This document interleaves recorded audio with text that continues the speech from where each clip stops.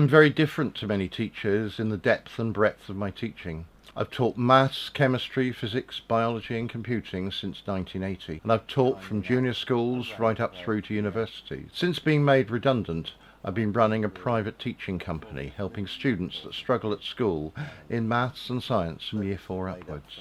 I bought good quality science equipment to enable my students to effectively learn from science practical work, using the old mantra, tell me and I forget, let me see and I remember, but let me do and I understand.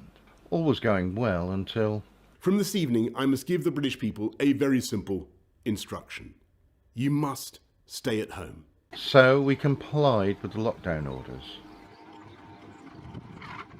We transitioned overnight to online lessons using Cisco WebEx to teach, and we continue to have online face-to-face lessons.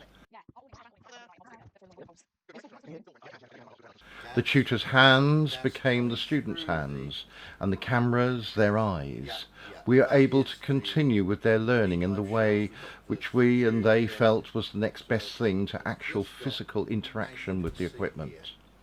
I've just got a small amount, we don't need any more. At the beginning of lockdown, we heard from our students about how their schools were not coping initially with their homeschooling provision. As we already had the facilities, we decided to offer, free of charge, up to an hour-long tutorials, live streamed to the student's home on YouTube, covering the GCSE and A-level syllabuses of maths, physics, chemistry, biology, topic by topic.